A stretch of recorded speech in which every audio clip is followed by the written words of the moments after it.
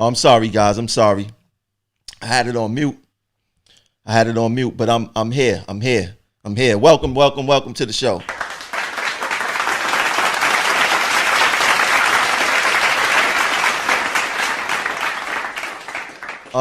Yeah, so like I was saying, I was on mute a couple of seconds ago, but like I was saying, I try to get the information. When I get the information, I try to deliver it to you guys as expeditiously, like T.I. would say, as possible. And I got some new information regarding the job, and it's kind of crazy. But before we even get into that, let me see something real quick. Give me 1 second. All right, just making sure that the sound was right. So matter of fact, yesterday I did a press conference with my brother Tony Herbert. I'd like to give a big shout out to Tony Herbert for including me in his stuff. Thanks for including me in your stuff. So I did a speech yesterday, and a lot of people couldn't hear because the person who had my phone, he was doing his own thing narrating. So I actually found a better clip of what I was saying where you could hear me and really not anyone else. Shout out to my boy B.A. Welcome. I didn't even know he was there at the press conference. I just happened to see a tag on his Facebook page. But check it out for those who missed it yesterday. And I want to make this message to the NYPD as being a black man in the community and in America. It's easy to talk about accountability for something that happened in Minnesota. What about the accountability of things that's happening here in New York City Transit, New York City? Before George Floyd, we had Garner. Before Garner, we had Anthony Baez. Where were these press conferences at? Talk about it. Where were they at? Right? Everybody, we the greatest city in the world. Everybody watch this city. They see what the NYPD get away with. And what they do there, we could get away with it too. It have to be some type of accountability here. And it's not accountability inside there either. If there was, you wouldn't have all these organizations. You wouldn't have The Guardian. You wouldn't have Noble. You wouldn't have 100 blacks in police, law enforcement. If everything was equal. If it's not equal there, how it's gonna be equal out there? And watching the people destroy our communities. People who don't live here. And when they leave, who gotta deal with it? You and I. Just last week, we was mad at them calling them gentrifiers. Today, we applauding them for destroying our communities. We gotta pick a side and stay on that side. And to my NYPD brothers and sisters, this is not about good people, good cop, bad cop. This is about good people and bad people. Good people put on uniforms, bad people put on uniforms. But it starts with accountability. And I want you guys to be accountable for what happens here in New York City, because the world is watching.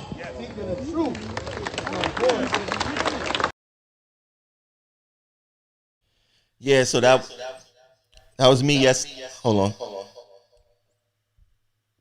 That was me yesterday at the event held by Tony Herbert. Once again, shout out to Tony for including me in that and letting me say what I needed to say.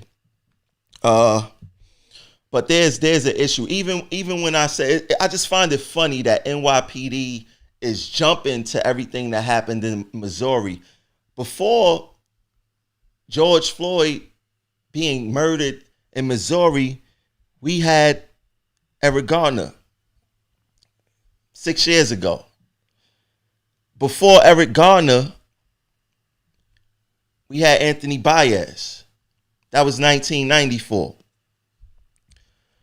Before Anthony Baez, we had Arthur Miller in the 1970s. And like I said, where were those press conferences at before? Where was the urgency to stop brutality, police brutality then? And all of these cases happened in New York City. And New York have a history of this. So when I say that, well, I don't say it. They say New York is the greatest city in the world. NYPD brag on having the biggest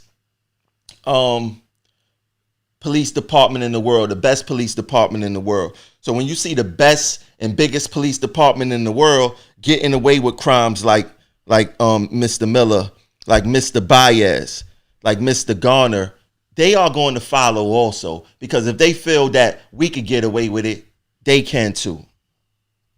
And I find that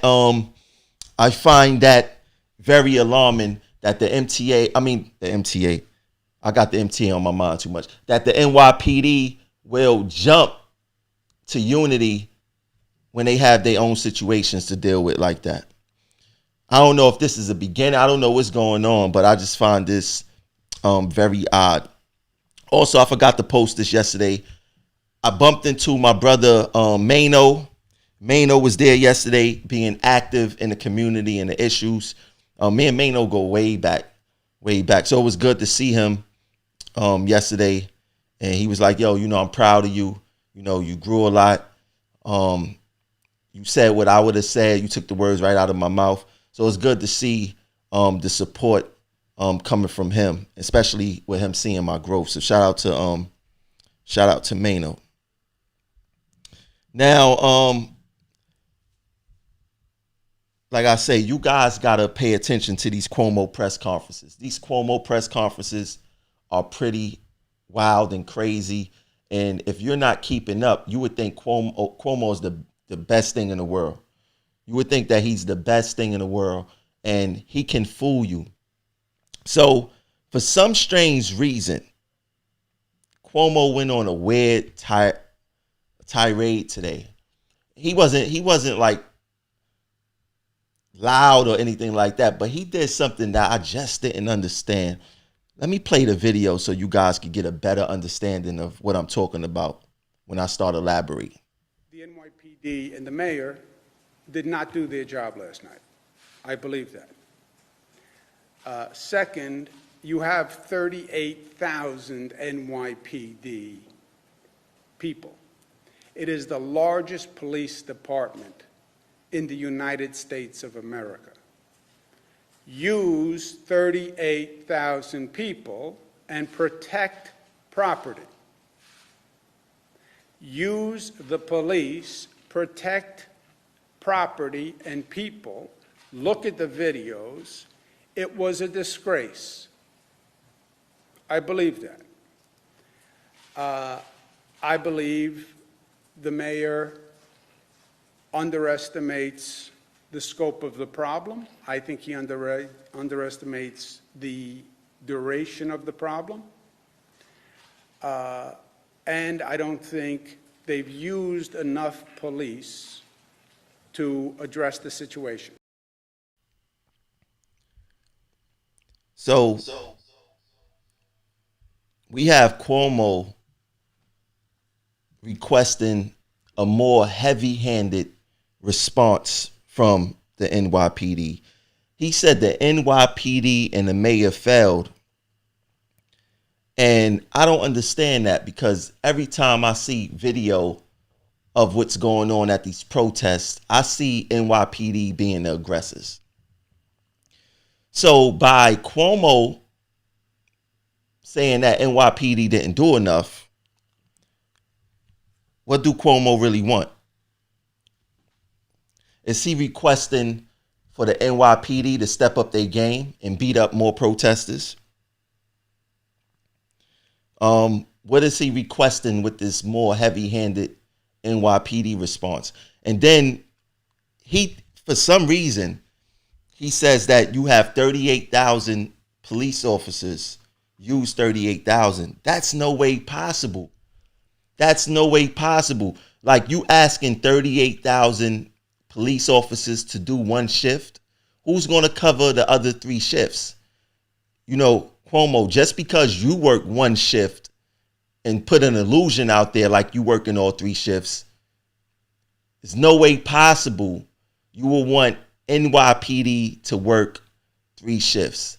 It's unhealthy for them. It's unsafe for them. And not only for them, for the protesters as well. Why would you want NYPD out there? Them guys got Molotov cocktails being thrown at them, rocks, bricks. Why would you want them out there and not be alert? And then on the other end of that, why would you want stressed out police officers out there during this heightened time? An officer who's stressed out will be more likely to take out their anger on a protester. They will be more likely to probably fire their weapon. They will be more likely to do whatever, something not positive, because they just don't want to be there. They miss their family. They may want to side with the protesters. They just tired of all the drama. It's not a good situation. And you as governor, I'm surprised that you would ask or even put that in the air that NYPD is not doing enough. And your comments there is similar to what Trump is saying. It's similar to what Trump is saying. When the looting starts, the shooting starts. That's what Trump said. When the looting starts, the shooting starts. But Cuomo, he says, you guys didn't do enough. So what do he want you to do? He wants you to do what Trump said. When the looting start, the shooting start. You guys didn't do enough to protect property. You guys got to start doing something else. And what's crazy is that we had New York State Senator Myrie. He was pepper sprayed yesterday. And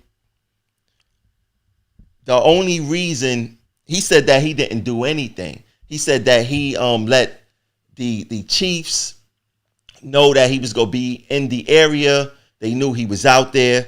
Something happened. He didn't do anything. He got pepper sprayed and handcuffed. When NYPD found out that they made a mistake, that's when they released him. When they found out that he was a New York State senator, that's when they believed him. And he had on his senator shirt and his senator name in the back. But when you're dealing with racist cops, they don't see your title. The first thing they see is the color of your skin. This is what they see. They, at the moment, they didn't care that he was a senator. But he got treated like every other black person would get treated when you're dealing with racist police officers. And the only reason Senator Myrie was let go was once they confirmed that he was a senator, and then they was apologetic. But this tells you the story of what's really happening in America once again. They don't care. The police they can't tell if you're black and rich or you're black and connected. You're black and your father is a judge. They can't tell that. The first thing they see is your skin. They judge you off of that first. And that's what happened to Senator Myrie. It's crazy. It's inexcusable. It's horrific to be judged like that and to go through that. It's horrific. Now, for those who just tuned in, I need you guys to please share out the show. I didn't say that yet. Can you guys please share out the show and get more people to watch? I got some important information from the stations department. I think you guys need to tune in.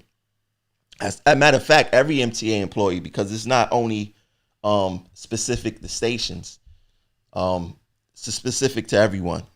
And I'm surprised that the MTA did that. But before I get into that, TMZ released a video today of recording from a NYPD scanner. I don't know if you guys heard it yet. I don't know if you guys seen it. It came out a few hours ago.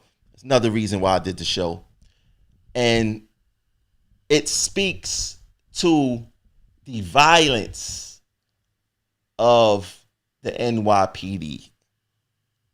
I'm just going to play the video and let you guys tell me what it is. So we have a group of people blocking traffic on Albany and Dean Street. They're refusing to let the orange go eastbound on Dean Street and Albany. So we're stuck here. Run them over. Shoot those motherfuckers. Don't put that over yet.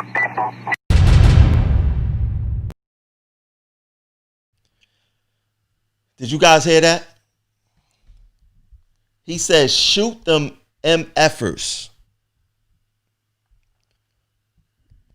A police officer got on the radio and said, shoot them MFers. And another cop got on the radio and said, don't put that over the air.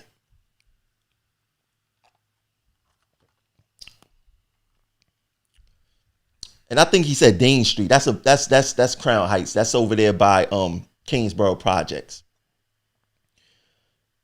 This is what they think. This is exactly what they think. And even when I talk of the NYPD, see, the NYPD, they gotta be honest. If they want for the better, they need to be honest. Because, like, look, let's think about this. Why are you facing off with someone you trying to create change with? There's no way possible NYPD and protesters of every race should be clashing off like this. Everyone should be facing the same direction, moving in the same direction if we serious about this change.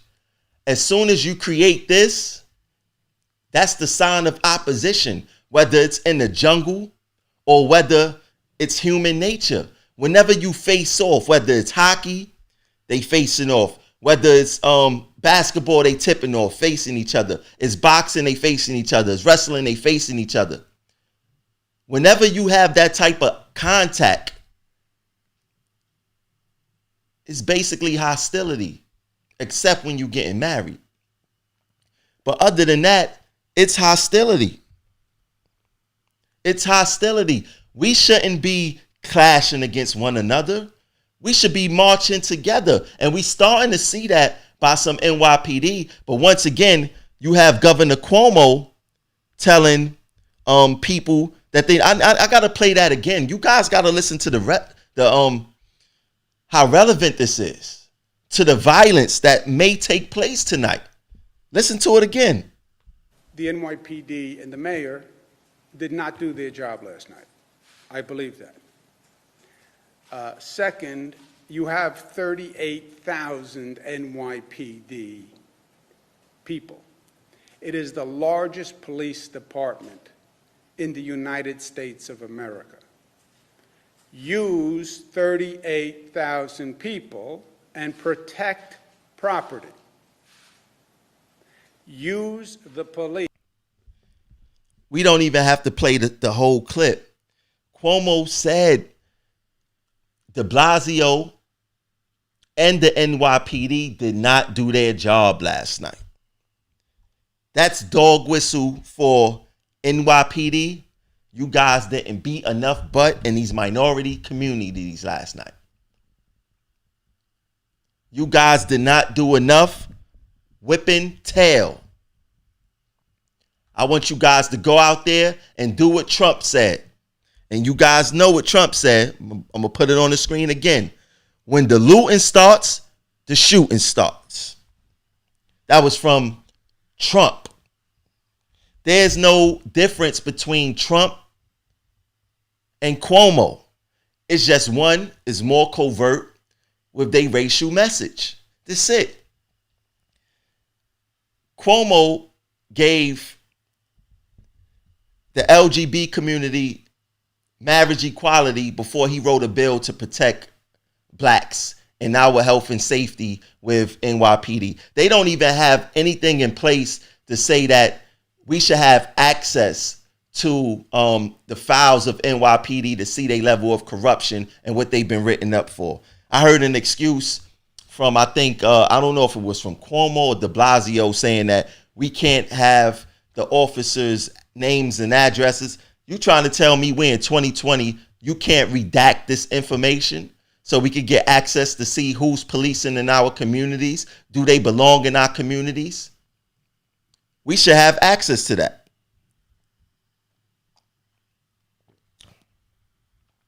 I don't know why we don't have access to that, but we should have access to that. It's sad that you rely on the police force, right, to police us. I mean, not really, but their job is to do policing. But who's policing the police? Why aren't these partners policing each other? I don't think that, maybe the same races shouldn't work with each other. Maybe they should mix it up. Maybe they should put a black officer with a white officer. I don't think that two white officers should be working in a minority community together as partners. I think that there needs to be a black officer there too. Preferably a black officer who has a history or lived in the urban environment, but the inner city before. I mean, NYPD do all this research before you get the job. They know who's on a job. They know what the background that these people come from. They know their prior work experiences. When Timothy Stansbury, see, that's another person who was killed by the police. When he was, I believe it was like early 2000s or late 90s.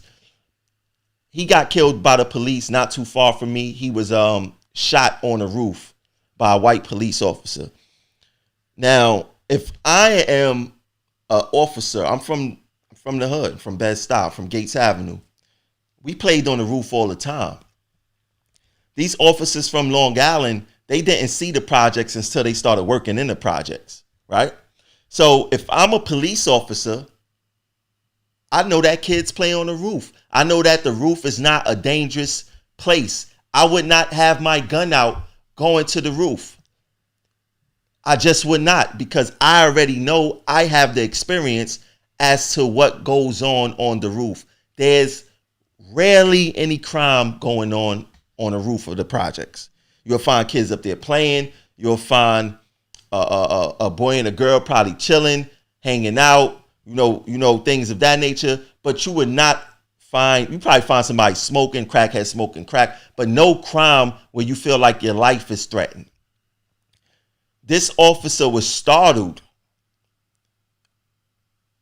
when Tim came through the door and he shot his gun. He got off. He never was charged because he was scared. But this is the result that you get when you put officers who's not from our environment. The only thing they see about our environment before they come to the job is on TV. And we all know TV tell lies to your vision about how blacks are in the inner city. You got officers coming here scared. You got officers coming to work in New York City scared because they never seen us before in action. They never been to a project until they started working in the projects. If that's the case, they shouldn't be in our neighborhoods. They shouldn't be allowed to police the urban community, the projects, without someone who has experience working in the projects or living in the projects. But like Trump said, when the looting start, the shooting start. Like Cuomo said, NYPD, you didn't do a good job. Bill de Blasio, you didn't do a good job. I want you to tell your officers that the curfew is 8 o'clock. And if these people do not get up off the street and they decide to loot and rob, if they decide to loot Fortune 500 companies, you protect their interests, because I got something under the table when you dealing with these Fortune 500 companies and their businesses getting destroyed. Now, on a real level, let's be honest. We're in the middle of a pandemic. People is stir crazy right now. They was cooped up in a house. They can't really do nothing. They can't really interact. You got 40 million people out of work. 40 million. That means that people are not getting salaries. The unemployment and the unemployment checks, they backed up. People still aren't getting checks. And I don't see looting as a serious crime. It's a crime of opportunity. You running up in a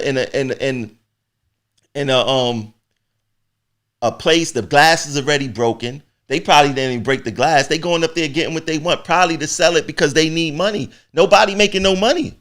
And you see a lot of kids doing it. Listen, summer youth programs is cut. Why aren't they mentioning that? Summer's right around the corner. These kids need something to do. There's no community. Community centers is a thing of the past in the hood. A thing of the past. We don't have community centers no more. So what do you expect these kids to do? What are they left to do? Kids are mischievous. They're going to get into stuff. You got 20-year-old Caucasian females from the Catskills so bored that they came to New York City, made a Molotov cocktail, and tried to kill 4 police officers. They were so bored, they drove hundreds of miles to come to New York City to try to kill police officers. There's nothing for people to do. Half of these people protesting are probably protesting because they could walk and they don't have to social distance.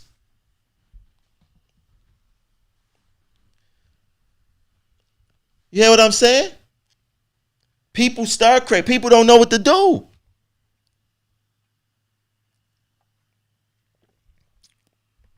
People just don't know what to do. And then you got people on NYPD radios saying to shoot black people in the hood. Who's co-signing that?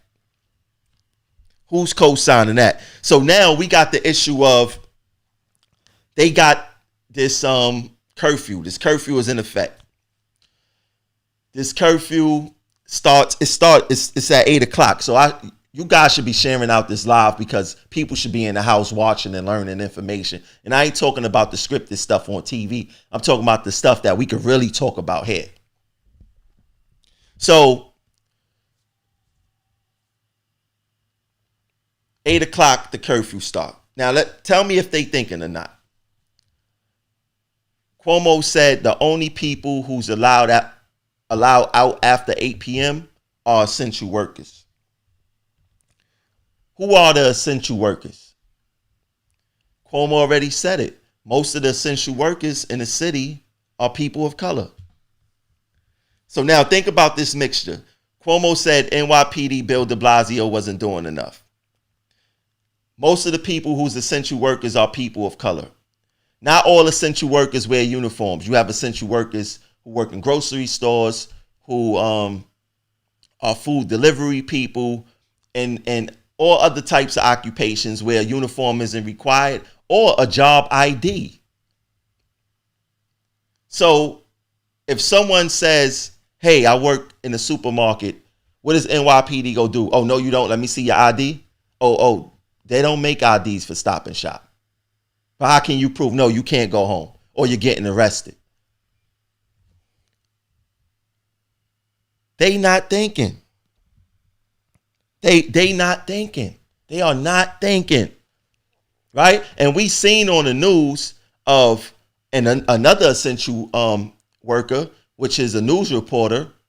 He showed his ID and he still was arrested.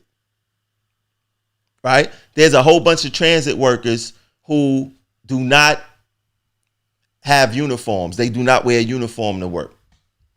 How do they reason with the police? And then there's some type of friction I'm hearing that's going on between transit workers and the police because the bus operator refused to transport those protesters in his bus. So we are now a target as MTA workers, as essential workers. I mean, we had 2 instances within the past couple of years, last few years, of MTA workers in uniform being assaulted by police officers.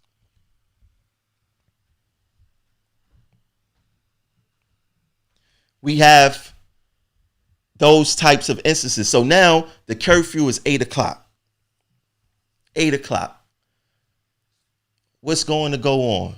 I can't wait to read what's going to happen tomorrow, or what happened overnight. I'm not gonna stay up and watch every news channel. I'm probably gonna catch up in the morning, but I'm interested to hear what's happening for tomorrow.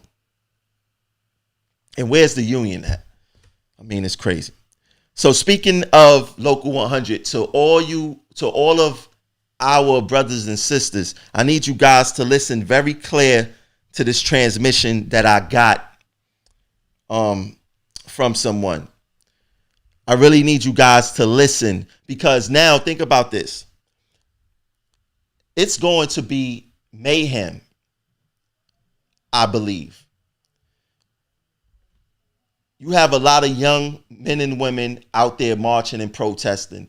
Everybody know that young people are more defiant.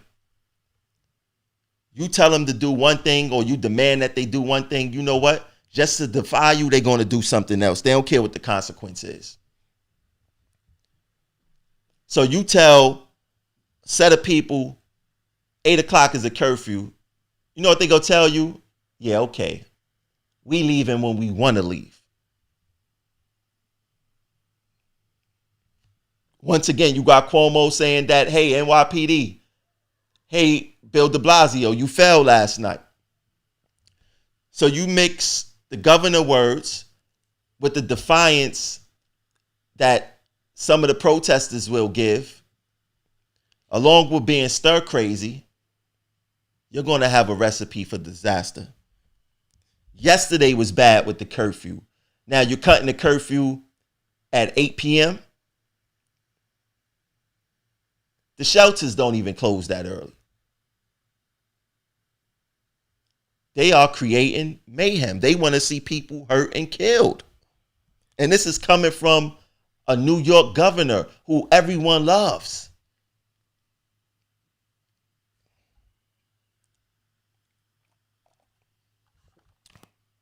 I want to play this recording though. Like I said, it was sent to me, but I want you guys to listen clear, because we're going to speak about this some more. Check it out. As well.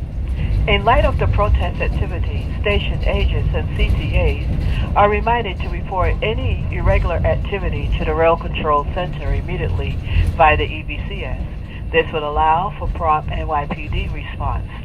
In addition, all employees are advised to remain vigilant and stay safe.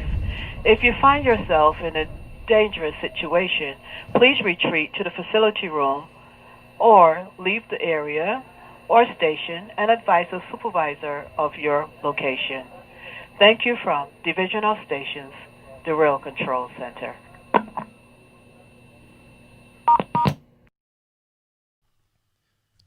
Did you guys just hear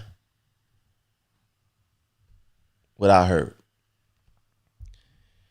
The MTA is saying, if you find yourself in a dangerous situation, now they directed this to stations, but this is for everyone, because conductors work in the subways, train operators, cleaners, whatever, work in these stations. The MTA says that if you find yourself in a dangerous situation, retreat to a facility room. Retreat to a facility room. Stop, drop, and roll. Call police. Who are you calling? Why would you want, as an employer, to put your workers in a dangerous situation, or even possible dangerous situation? Why is anyone working outside of the booth after the curfew? Nobody should be working outside of the booth after their curfew. There shouldn't be no cleaners cleaning anything. If you want to let those contracting cleaners clean, be my guest. But no union cleaners should be cleaning after this curfew.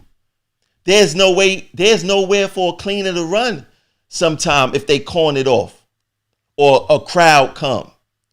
We not armed. We don't have mace. We don't have a taser. We don't have pepper spray. We don't got any type of tactical gear. What do you expect these station agents, cleaners, conductors, and train operators to do if they encounter a dangerous situation because of these protests? I want you guys to listen to that again, because I don't think that it's understood how egregious they said. Check it out again. Wow. In light of the protest activity, station agents and CTAs are reminded to report any irregular activity to the Rail Control Center immediately via the EBCS. This would allow for prompt NYPD response. In addition, all employees are advised to remain vigilant and stay safe. If you find yourself in a dangerous situation, please retreat to the facility room or leave the area or station and advise the supervisor of your location. Thank you from Divisional Stations, the Rail Control Center.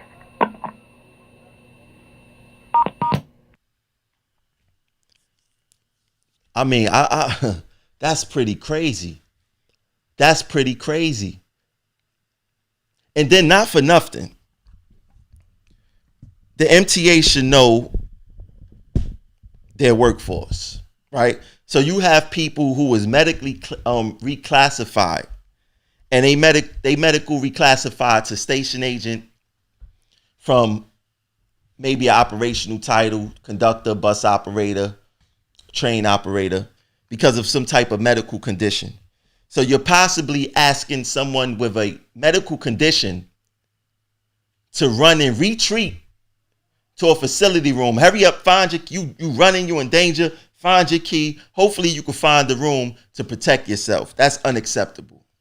Where's Local 100 at on this matter?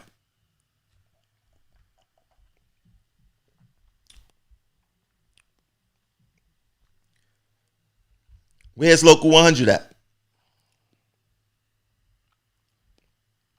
I see Newbie Burns says they were already kicking in windows on the 6 train yesterday. Look at that. Look at that. How is that acceptable? How is that safe? Where's our protection when there's not a pandemic going on, when everything is in life is great in New York City Transit besides some delays? It takes the police hundreds of years just to get to you, to get offer you any kind of help. What do you think is going to happen during all these protests and you need help and you're getting beat up or attacked or whatever the case is? What do you think is going to happen? You're going to die there. You're not going to get any help. None at all. None at all. And listen, that's it's pretty crazy to me. So to all my brothers and sisters who work in the subways, bus operators too, because they can easily rush your bus or throw something at your bus. This stuff happens on a regular. So now it's probably even worse. I need you guys to remain safe and remain vigilant out there, because we can't afford to lose anyone to violence. I don't want anyone to get hurt because of this violence. And like I said, I'm not going to blame it on the protesters, because they not creating this atmosphere by themselves. I'm blaming the governor, who said the NYPD and the mayor wasn't doing enough. I'm blaming Trump when he says when the looting start, the shooting start. And I'm blaming the already egregious actions of the NYPD by themselves. You know, they already waiting to take action. We seen that. Like, it boggles my mind as to how we go from kneeling this week to when last week they was racial profiling us off of social distancing in the minority communities. We seen that they police different in the minority communities versus other communities. We seen it with our own 2 eyes. So it's kind of like bipolar, that one week they like this, next week they like that, and then when everything get back to normal, they're going to be back to doing what they do, because nobody want to have that accountability conversation about the NYPD. You know, nobody wants to have that conversation. Well, I had that conversation with them yesterday, but we need to have that conversation with the NYPD because it can affect any one of us. Any one of us. You know, we must have some type of respect for one another in our neighborhoods. You know, I got a son. I will want the officer to know my son's name. I will want the officer to know who his parents are. I would want to know who that officer is because that's how you get respect and you have a respect for one another. You have cops that don't care who your name is. They're only finding out your name after they got you in cuffs and they running you through the system. You don't want that. We should have the relationship with these officers. If our kids is getting out of control, the officers should be able to call our phone and say, hey, look, I caught your son doing this, or come knock on the door. Hey, I caught your son or daughter doing this. This isn't good. And you need to speak with them before they get themselves in trouble. That's what good community policing is. Good community policing is not macing someone. Do y'all ever watch any of these arrests where these police make these excuses and they say the person was resisting arrest, but they're the one causing all the hostility? Like, stop resisting, but how you gonna tell someone to stop resisting and you kicking them in their head? Their natural response is gonna be like this. But just because you want to kick them in their head and expect them to do this, how is that going to work? How is that going to, oh, don't resist. You kicking me, you punch me in my face. My natural resist is just to block. Oh, you hitting me in my ribs. Oh, my natural resistance is to do this, not do this. Right? You ever see that story? Don't resist, and you beating me up. What you expect me to do?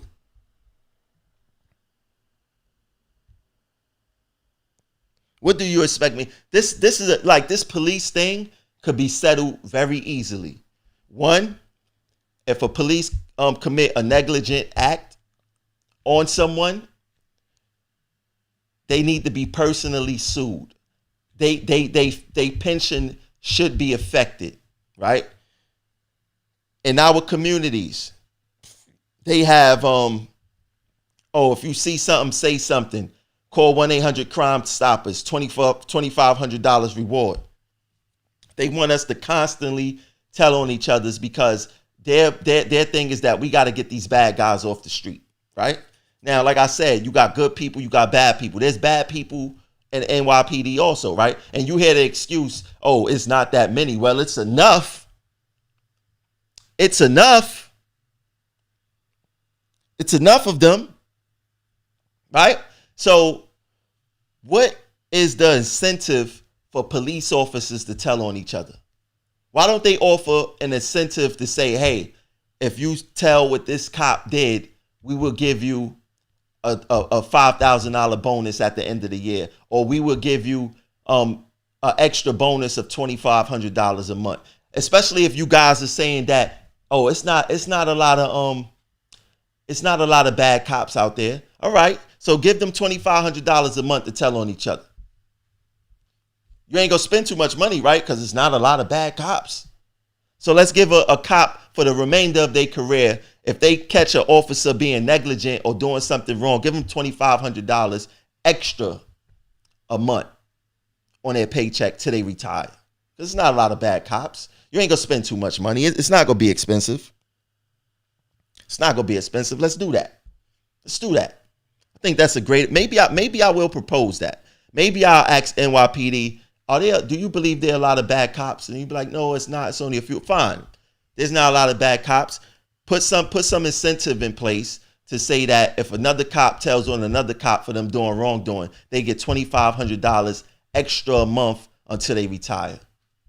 Let's get rid of these bad cops. Let's get them to tell on each other. Because that's what it comes down to. You need the police their partners. You know, we need better transparency out here, and we don't have it, especially in the black community. We just don't have it. I'm gonna play a video by myself that I think I did it today, and I'm gonna discuss it after I play the video. Check it out. What's going on, y'all? This is Tremel from Progressive Action. I've been watching social media lately, and I've been seeing a lot of corporations now saying Black Lives Matter, we need change, RIP George Floyd, and things of that nature. Now, I believe that they're saying this hoping to deter protesters, rioters, looters, people who setting fire, breaking glass from their businesses. Because the truth is, the economy, the country is about to open up. And on day one, these corporations want to make money. They do not want to spend time rebuilding their businesses. As soon as this economy and country open back up, they want in. They want in. And when I see these corporations make these type of posts, Black Lives Matter and all this stuff, you see up under the comments, people actually falling for it. You see people like, oh, you know what? I would continue to shop at Louis Vuitton. I would continue to shop at Marc Jacobs or whatever the case may be. And I don't know if they did it, but I'm quite sure if they were to do it, you would see that. But the real question is, forget about their words. What do their actions say? Do they send kids to college of my hue? Do they come into the inner cities and rebuild or build community centers for people of my hue? Even when I used to shop at their stores, I rarely used to see people of my hue working there. So now when you think about it, why are they now saying Black Lives Matter? RIP George Floyd. And we sitting there falling for it. Now, the advice that I got for you guys, bypass their words and pay attention to their actions. That's where the truth lies at. I'll catch you guys later. Peace. Bypass their words and pay attention to their actions. I just found it strange that I'm surfing social media lately, and all these companies, fashion lines, oh, Black Lives Matter, this, that, this, that, this, that. They think they slick. They're only doing this because they don't want their stores to be damaged. The country is about to open back up. The economy is about to open back up. They want their money from day one. And that's what it's all about with them. Their money. Definitely their money. Oh, I didn't do this yet today. We need your support. If you want to support the platform, Progressive Action 100 is the Cash App. The PayPal is Progressive Action. The Patreon, if you want to subscribe monthly, be a monthly subscriber, donate to the movement. You can catch that link in the description of the video. You know what? A lot of people don't know how hard it is to do a live show. This is a live show. A lot of production, lights, cameras, software, hardware. It's a lot of stuff going on over here. And it's hard. People don't understand. Like, sometimes I will make mistakes, but you got to understand, like, it's hard to do a live by yourself. Even when you're on your phone and you're doing a live, it's hard.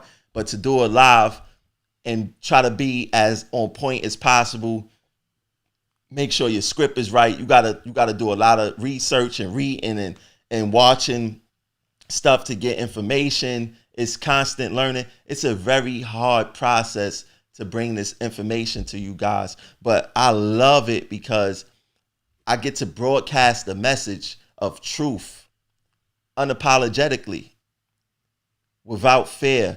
And you guys love it, and you guys share it out. You share it to your friends. You share it to your families. We got to continue that. We have to do more of that. We have to do more of that. I love this right here. I love giving you guys information. It get difficult at times because I say I'm doing so much at one time. I got to watch so much stuff and make sure a lot of stuff. Like, if you watch other people's shows, they got more than one person, there with them to catch on whatever it may catch. I do this basically by myself. On a technical issue, I got a team that shares out and make sure that it gets to you guys. But this stuff right here, it could get very difficult at times. And even when I make mistakes, you guys stay with me, and I appreciate you guys. I really appreciate you guys. But to everything that's going on out there, I need you guys to be safe, because no one's safe really when you messing with the NYPD. The protesters aren't safe, and I'm not talking about the ones that's doing the looting. I'm talking about the ones that's peacefully protesting. They not safe. Us transit workers, we aren't safe. All the other essential workers, they aren't safe. Even police officers aren't safe out there. So we must do what's best for us. If you're working and you don't feel safe in the situation, get out of that situation ASAP. Go somewhere where you can seek refuge. Do not wait to the last minute to think that something may not pop off. If you have a sense that something may go down, you go retreat somewhere. Do not stay there. We must keep pushing forward. We must keep pushing forward. This whole pandemic mixed with the killing of our brother George Floyd, we may not ever get another opportunity like this. You know, more people is listening and watching than ever. More people is in the house. More people is on their devices, their phones, their tablets, their TVs, watching what's going on in America. We may not get this opportunity again. So we must capitalize off of it. We must make our voices ring. We must tell our story. This is our time. This is our time. This is not the time for us to retreat.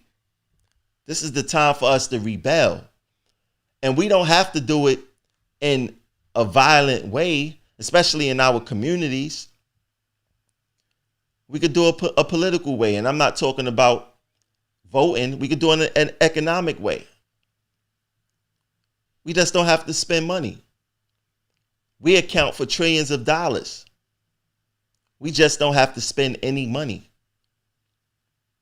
in those places. There's things that we could do. Dr. King, he gave us the blueprint when he said that speech on, I think it's called On the Mountaintop. If you Google Martin Luther King on the Mountaintop, he says what it is, what we need to do. Watch where we spend our money. This is our time.